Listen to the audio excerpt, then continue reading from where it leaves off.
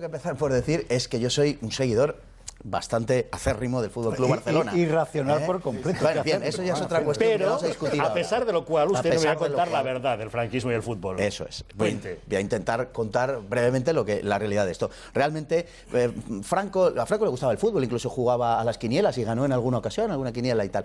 Pero a Franco le gustaba el fútbol como le gustaba un poco todo, con mucha mesura, sin grandes excesos. Indudablemente, los triunfos del Real Madrid en los años 50 fueron algo que potenciaron el nombre de España. Pero es muy difícil de o es muy difícil de hacer coincidir dos leyendas. Una, que Franco protegía al Real Madrid, beneficiaba al Real Madrid, a la vez que el Real Madrid ganaba en Europa cuando el franquismo era rechazado en Europa. Claro. Es decir, es una cosa que se sostiene poco. Por contra, sí voy a decir lo que es una verdad histórica, y es que el régimen de Franco literalmente salvó al Fútbol Club Barcelona, o sea, a mi equipo, de la desaparición. Y lo salvó con motivo de una recalificación de los terrenos de las Corts que sirvió para financiar la construcción del Camp Nou, donde hubo un desvío de fondos casi del 100%, naturalmente no tan grande como los que suceden hoy, pero ya entonces también sucedían, y que se salvó por medio de Torcuato Fernández Miranda y, en fin, una serie de, que sería muy largo de contar, pero de gentes muy del régimen y de un falangista, por cierto, gerundense, que era la mano derecha de Fernández Miranda y que, a través del Consejo de Ministros, logró la firma del ministro de Vivienda y de don Francisco Franco Bahamonde.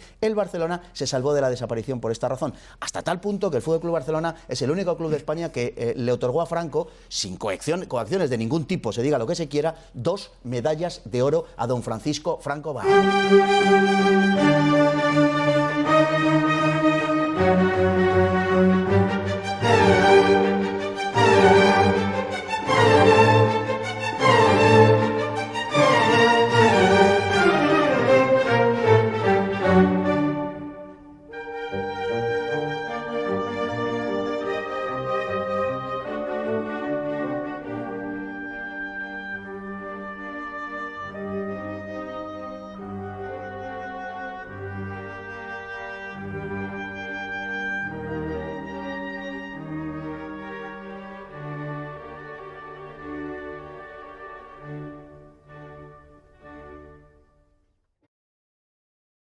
Lo que tendría que saber es que el señor Josep Sunyol no lo fusilaron por ser presidente del Barça.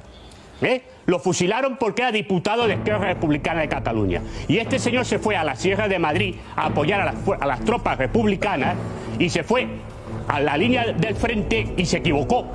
Y en lugar de ir a las trincheras republicanas, se equivocó y apareció en la trinchera nacional. Y entonces le fusilaron ahí. Igual que fusilaron al presidente del Real Madrid, Antonio Ortega, que era militante del PC.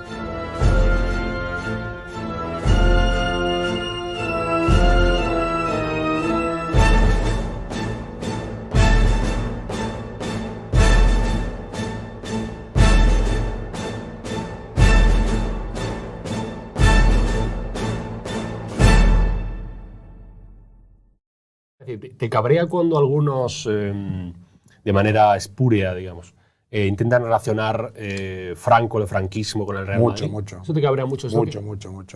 Mucho porque soy consciente de lo que cuesta ganar un título. Y que me digan que me benefició no sé quién, me ofende, que me pone muy mal. Y además hay datos que son concluyentes. O sea, el Real Madrid, cuando llega Franco, está 14 años sin ganar la Liga. O sea, que si Franco era madridista, lo disimuló un fenómeno. Pero es que además luego gana 5 Champions, 5 Copas de Europa seguidas, cuando Franco en Europa era un apestado político, ¿no? Entonces, ¿dónde está la influencia de Franco? O sea, lógicamente, el Madrid era una especie de embajador de un país que tenía las fronteras prácticamente cerradas a la diplomacia, ¿no? Pero eso por la capacidad que tuvo el Madrid de trascender internacionalmente gracias a gente que supo imaginarse el futuro antes que los demás, ¿no? Los directivos ponen en manos de su excelencia los premios deportivos conseguidos en la última temporada, el libro conmemorativo de las bodas de oro celebradas recientemente y los planos del futuro estadio azulgrana.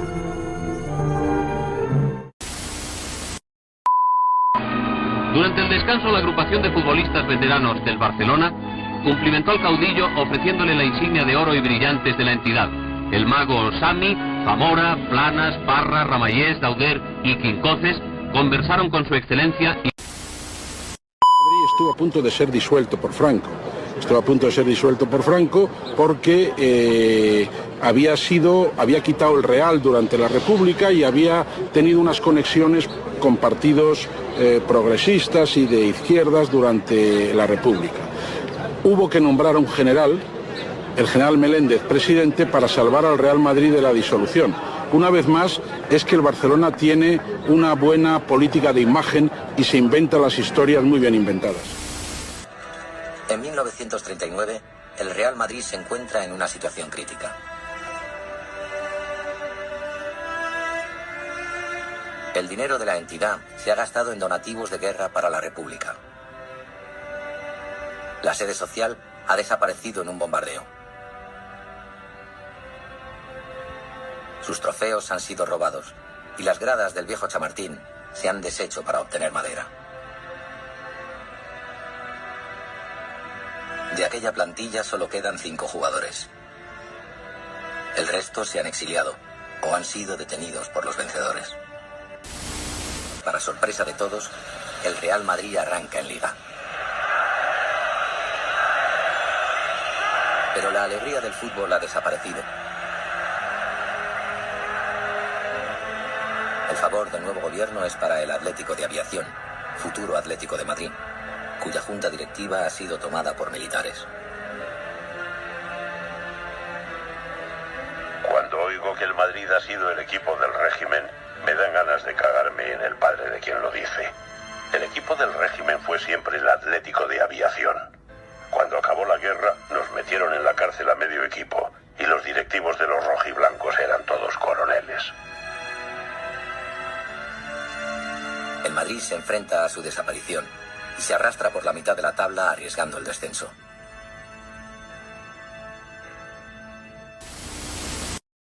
Verás, más que nada fue una tergiversación, porque lo que sí es cierto, sí que se conoce la historia de la Liga Española y de todo, el club del régimen fue el Barcelona siempre. El Real Madrid, las 2 primeras ligas que gana es en la República. Al Real Madrid le matan en la República a algunos directivos. El Real Madrid siempre estuvo perseguido. El club del régimen era el Atlético de Aviación, que después se cambia al Atlético de Madrid, y el Barcelona, al que le recalificaron las Corts, etcétera. Los que sabemos la historia, y yo ya tengo años suficientes para conocerla, sabemos lo que pasó. Y mira, todos sabemos que en lugar de dar la cara y de afrontar los hechos que cada uno puede ser responsable, lo mejor es aparecer como víctima, porque en el fútbol, el mundo del fútbol, hay mucha racionalidad, muy poca racionalidad y mucha emotividad. Y mueves a las personas simplemente con acusaciones, sin necesidad de probarlas. Y si alguien se para un poco a estudiar la historia, verá que si algún club estuvo perjudicado durante el franquismo fue el Real Madrid. De hecho, Franco tuvo la medalla de la insignia de oro y brillantes del Barcelona. Nunca la tuvo el Real Madrid. Del Real Madrid jamás se le otorgó.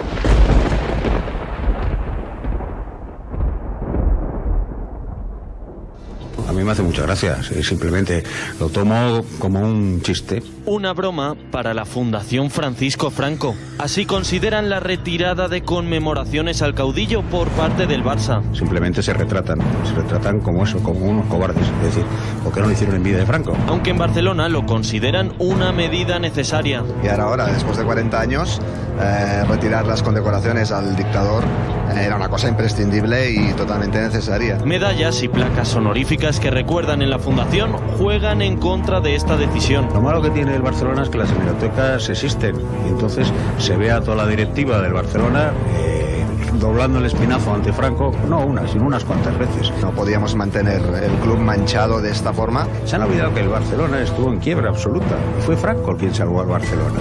Fue Franco quien construyó el estadio inicial del Barcelona. Es más una cuestión de que no puedes condecorar a un dictador fascista y no que tengas que celebrar o no que un señor te ayudó a construir un campo. No es una cuestión de principios. Yo creo que mezclar política con deporte no es bueno. Una medida que ya vemos no deja indiferente a nadie.